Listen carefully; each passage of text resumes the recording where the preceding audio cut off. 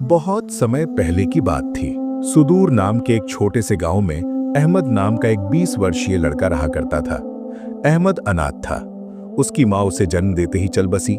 उसके पिता, जो उसे पालने का एकमात्र सहारा थे, जब अहमद 12 वर्ष का था तब अचानक लापता हो गए और फिर कभी लौट कर नहीं आए। अहमद गांव की एक टूटी फूटी झोपड़ी में रहता था। अहमद अपनी झोपड़ी में बैठा था, तभी जैनब नाम की एक लड़की, जिसके हाथ में खाने की थाली थी, अंदर आ पहुंची। अहमद बोला, ओहो, फिर से ले आई। अरे, तुम मेरे लिए बार बार खाना क्यों लाती हो जैनब? क्योंकि मैं जानती हूं कि तुम भूखे हो और तुम भी जानते हो कि मैं तुम्हारे लिए खाना लेकर क्यों आती हूं। अहमद ने कहा, सच बताऊं तो मैं तुम्हारा ये एहसान कभी नहीं भूलूंगा। ये एहसान नहीं है अहमद, मेरा प्रेम है।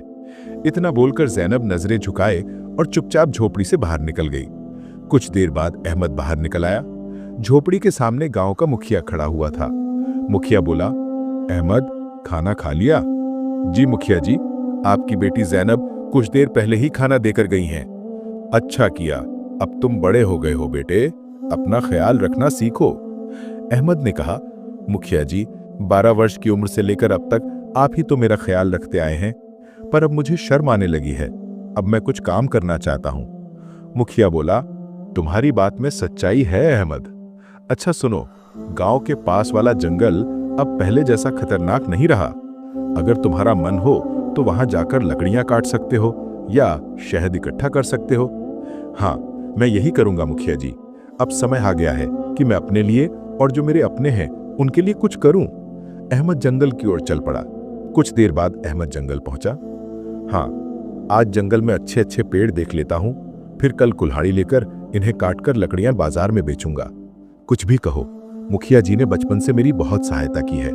अब समय आ गया है अपने पैरों पर खड़ा होकर दिखाऊं। अहमद इतना ही कह पाया था कि तभी उसकी नजर एक पेड़ पर पड़ी, जहां एक चील बैठी उसे घूर रही थी। न जाने क्यों वो चील उसे बड़ी अजीब लगी। ओ बाप रे, बड़े आश्चर्य की बात है। इस चील का आकार दूसरी चील के आकार से तो बड़ा है, और ये मुझे घूर क्यों रही है?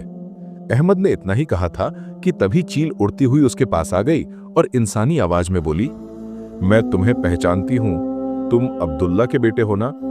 यह सुनकर अहमद चौंक गया। हाँ, तुम तो एक चील हो, तुम इंसान की आवाज में बात कैसे कर सकती हो? मैं जो पूछ रही हूं उसका जवाब दो। क्या तुम अब्दुल्ला के ही बेटे हो? हाँ, मैं अब्दुल्ला का बेटा हूं। तुम्हारे पिता कुछ वर्ष पहले गायब हो गए थे, जो आज तक वापस नहीं आए। मैं तुम्हारे पिता के रहस्य के बारे में बता सकती हूं। तुम्हारे पिता कोई साधारण मनुष्य नहीं थे। ये सुनकर अहमद एक बार फिर चौंक गया। अरे, न जाने कौन हो तुम? मैं ऐसे कैसे तुम्हारी बात पर विश्वास करूं? हैं? कभी सोचा है तुमने? तुम पिछले 8 वर्षों से बिना पिता के रह रहे हो, लेकिन गांव में कोई भी तुम्हारे पिता के बारे में बात नहीं करता। तुम्हारी कोई मदद नहीं करता सिवाय तुम्हारे गांव के मुखिया के। तुम तो मेरे बारे में सब कुछ जानती हो। कौन हो तुम? मैं तुम्हें अभी नहीं बता सकती। तुम्हें उसके लिए मुझे श्राप से मुक्त करना होगा। अहमद को न जाने क्यों उस चील से डर महसूस होने लगा और वो दौड़ता हुआ अपने गांव की ओर भागा। घर पहुंचकर अहमद जोर जोर से हाँफने लगा और डरते हुए बोला, अरे बाप रे, ये जंगल तो बड़ा ही विचित्र है। वहां के पक्षी भी मनुष्य की भाषा में बात करते हैं। ना, अब मैं उस जंगल में कभी ना जाऊं। तभी वहां जैनब आ गई, जिसके हाथ में खाना था। वो अहमद को डरा हुआ देखकर बोली, क्या हुआ अहमद? तुम्हारे माथे पर पसीना क्यों बह रहा है, वो भी इस कड़ाके की ठंड में? और तुम इतने घबराए हुए क्यों हो? अहमद जैनब से कोई बात नहीं छिपाता था। अहमद ने कांपते हुए होठों से सारी बात बता दी। जैनब सुनकर डरते हुए बोली, अब तुम जंगल कभी मत जाना। इतना कहकर जैनब वहां से बाहर चली गई। अहमद खाना खाकर सो गया। अगली सुबह जब अहमद सोकर उठा तो उसके मन का डर खत्म हो चुका था। वो अपने आप से बोला, उस चील को बातें करते हुए देखकर ऐसा लगता है कि कुछ ज्यादा ही डर गया था। वैसे देखा जाए तो उसकी बातों में सच्चाई तो नजर आती है।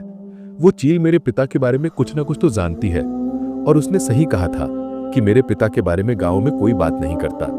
मैंने मुखिया जी से भी जब भी अपने पिता के बारे में पूछा तो उन्होंने हमेशा बात को टाल दिया और बस इतना ही कहा कि मेरी माँ जन्म देते ही चल बसी और 8 साल पहले पिता जंगल गए, जो वापस लौटकर नहीं आए।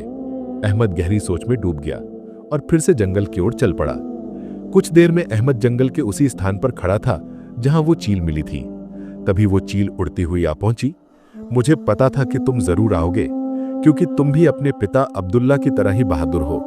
अब देखो, तुम मुझे बताओ कि तुम मेरे पिता के बारे में क्या जानती हो। कहाँ है वो? क्या वो जिंदा है? कल मैंने कहा था उसके लिए तो पहले तुम्हें मुझे श्राप से मुक्त करना पड़ेगा, लेकिन तुम चिंता मत करो, मैं तुम्हारी मदद करना चाहती हूँ। तुम मुझे अपना दोस्त समझो। मैं जानती हूँ कि तुम बचपन से गरीबी से जूझ रहे हो और तुम्हें कभी कभी इस बात पर शर्म भी आती है। ये सुनकर अहमद उदास होकर बोला, जब मुखिया जी की बेटी जैनब मेरे लिए खाना लेकर आती है ना, मुझे बहुत शर्म आती है। क्या है कि वो मुझसे प्रेम करती है, वैसे प्रेम तो मैं भी उससे करता हूँ, लेकिन अभी तक मैं अपने पैरों पर खड़ा नहीं हो पाया हूं ना, तो आखिर मैं मुखिया जी से किस मुंह से उनकी बेटी जैनब का हाथ मांगूंगा। मैं इस जंगल के सारे रहस्यों के बारे में जानती हूँ, चलो मेरे साथ। ये कहकर चील उड़ चली और अहमद उसके पीछे पीछे चल पड़ा। कुछ ही देर बाद चील एक गुफा के पास रुकी और जमीन पर बैठकर बोली, यही वो जगह है अहमद, तुम्हें इस जगह को खोदना है। अहमद जमीन को खोदने लगा। कुछ देर बाद उसे एक बक्सा दिखाई दिया। अब इस बक्से को खोलो। अहमद ने जैसे ही बक्सा खोला, उसकी आंखें आश्चर्य से फटी की फटी रह गईं। अरे बाप रे बाप, इसमें तो ढेर सारे हीरे जवाहरात हैं। अरे इन्हें तो बेचकर मैं धनवान बन सकता हूं। ये सब तुम्हारा है। पहले तुम धनवान बनो, फिर मैं तुम्हें बताऊंगी कि मैं श्राप से कैसे मुक्त होंगी। उसके बाद मैं तुम्हें तुम्हारे पिता से भी मिलवाऊंगी। मैं जानती हूं वो इस समय कहाँ है। उस दिन का तो मुझे बेसब्री से इंतजार रहेगा। अच्छा एक बात बताओ, तुम कैसे जानती हो कि इस गुफा के नीचे ये बक्सा गड़ा हुआ है? शायद तुम भूल गए कि कुछ देर पहले ही मैंने तुमसे कहा था, मैं इस जंगल के सारे रहस्यों को जानती हूं। लेकिन एक बात और है, मैंने अपनी जिंदगी में अब तक कोई काम वाम तो किया नहीं है। अगर ऐसे में ये बक्सा लेकर जाऊं और रातों रात धनवान बन जाऊं, तो लोग तो मुझसे तरह तरह के सवाल पूछेंगे ना। उसका भी एक उपाय है मेरे पास। तुम गांव के मुखिया से कहना कि तुम व्यापार करना चाहते हो और कुछ दिन के लिए राज्य जाना चाहते हो। फिर वहां जाकर इन हीरों को बेच देना। फिर जब तुम धनवान बनकर लौटोगे तो सब यही समझेंगे कि तुम्हें व्यापार में बहुत मुनाफा हुआ है। हाँ ठीक है, मैं ऐसा ही करूंगा। लेकिन एक बात बताओ, धनवान बनने के बाद मुझे भूल तो नहीं जाओगे? बिल्कुल नहीं, मुझे धन से कहीं ज्यादा अपने पिता से मिलने की इच्छा है।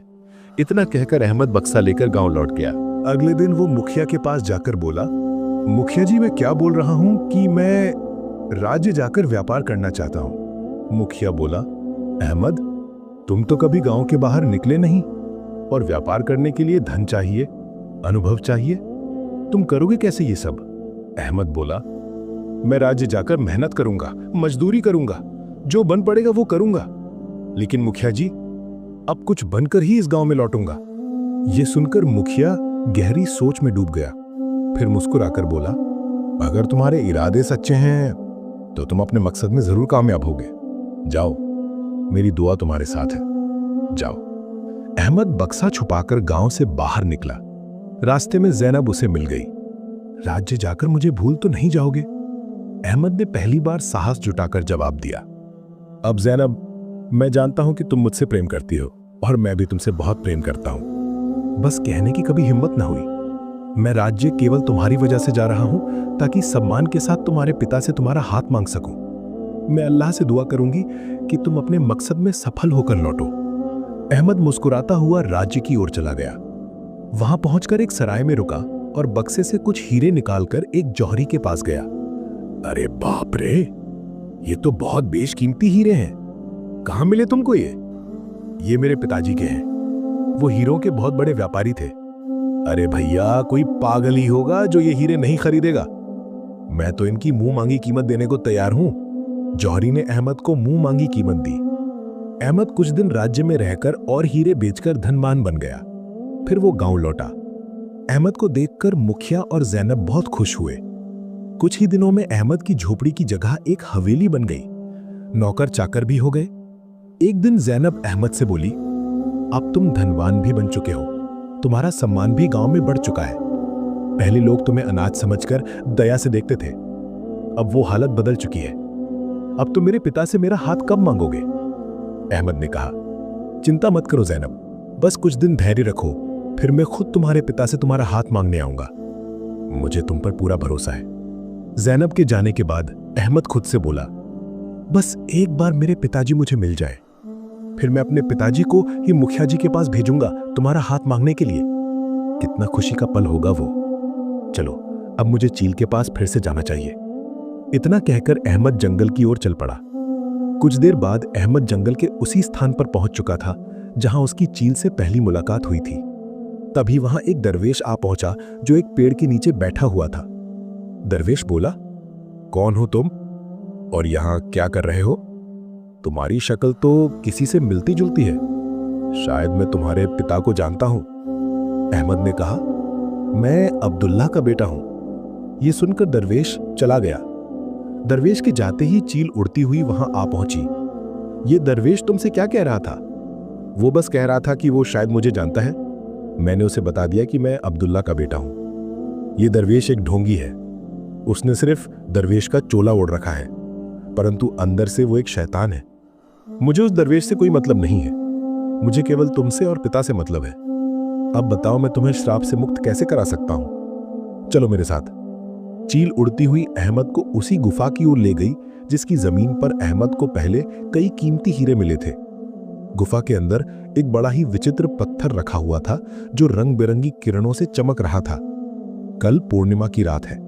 कल तुम पूर्णिमा की रात इसी स्थान पर आकर आधी रात के समय आंखें बंद करके इस पत्थर को तोड़ देना। पत्थर के टूटते ही मैं श्राप से मुक्त हो जाऊंगी और फिर मैं तुम्हें बता दूंगी कि तुम्हारे पिता कहां हैं। क्या मैं इस पत्थर को अभी तोड़ दूं? नहीं, कल पूर्णिमा की रात ही इस पत्थर का टूटना आवश्यक है। इतना कहकर चील वहां से गायब हो गई। अहमद चुपचाप वहां से लौट आया। अहमद अपने घर पहुंचा, तभी पीछे पीछे वही दरवेश वहां आ पहुंचा। मैंने अपनी आंखों से देखा है कि तुम चील से बात कर रहे थे। अहमद ने कहा, हां, लेकिन तुम इस बारे में क्यों पूछ रहे हो? देखो, तुम उस चील को नहीं जानते। वो कोई साधारण चील नहीं है। मैं सब जानता हूं, लेकिन आज मैं जो कुछ भी हूं ना, वो सब उसी चील की वजह से हूं। वो चील मेरे पिता के बारे में जानती है और मैं किसी भी कीमत पर अपने पिता को पाना चाहता हूं। तुम्हारे पिता अब इस संसार में नहीं रहे। वो चील तुम्हें फंसाकर श्राप से मुक्त होना चाहती है। यह सुनकर अहमद गुस्सा हो गया। ओ दरवेश, मैं दरवेशों का सम्मान करता हूं, लेकिन तुम्हारे जैसे दरवेशों का नहीं, समझे? इससे आगे मैं एक शब्द नहीं सुन सकता। चुपचाप निकल जाओ यहां से। दरवेश कुछ कहने ही वाला था, तभी अहमद अपने नौकरों को आदेश देता हुआ बोला, सुनो, इसे धक्के मारकर यहां से बाहर निकालो। निकालो इसको, ढोंगी कहीं का। नौकरों ने दरवेश को धक्के देकर बाहर निकाल दिया। तभी मुखिया और जैनब वहां आ पहुंचे। अरे, आप तो वही दरवेश हैं जो हमारे जंगल में रहते हैं। आप अहमद की हवेली में क्या कर रहे थे? और अहमद के नौकरों ने आपको धक्का क्यों दिया? अब्दुल्ला का बेटा अहमद पागल हो गया है। वो वही गलती दोहरा रहा है जिसे उसके पिता ने अपनी जान देकर सुधारा था। अहमद के पास जो रातों रात धन आया है, वो उस चील की वजह से आया है। वो चील अहमद को पूरी तरह से अपने वश में कर चुकी है। मैंने अहमद को सच्चाई बताने का प्रयास किया, लेकिन वो सुनने को तैयार ही नहीं हुआ। तभी जैनब बोली, पिताजी, मुझे याद आ गया। कुछ दिन पहले जब अहमद पहली बार जंगल गया था, तब वो बहुत डरा हुआ था और उसने मुझसे कहा था कि एक चील ने उससे मनुष्यों की तरह बात की थी। मैं आपको बताना चाहती थी, लेकिन मेरे ध्यान से उतर गया। अरे, तुमने इतनी महत्वपूर्ण बात मुझसे छुपा ली। गजब करती हो बेटा। अगर वो चील अपने श्राप से मुक्त हो गई ना, तो गांव में तबाही आ जाएगी। गांव का एक भी व्यक्ति जीवित नहीं बचेगा। हां, बिल्कुल सही, लेकिन अहमद सुनने के लिए तैयार ही नहीं है। चिंता मत करिए, मैं उसे समझाऊंगा। मुखिया सीधे अहमद के पास गया। अहमद, मैं ये क्या सुन रहा हूं? तुम जंगल में एक चील से मिल रहे हो और वो चील मनुष्यों की तरह बात कर रही है। क्या तुम्हें कुछ अलग नहीं लगा कि एक चील मनुष्यों की तरह बोल रही है? ओह, तो आपको पता चल गया। अब देखिए मुखिया जी, शुरू में अजीब लगा था, लेकिन अब नहीं। और मुझे पूरा विश्वास है कि यह बात आपको उस दरवेश ने बताई होगी। देखिए मुखिया जी, 8 साल पहले मेरे पिताजी रहस्यमय ढंग से लापता हो गए थे और वो चील जानती है कि मेरे पिता कहां हैं। मैं बस अपने पिता को पाना चाहता हूं, उनसे मिलना चाहता हूं। बेटा, तुम अपने पिता के बारे में कुछ भी नहीं जानते हो।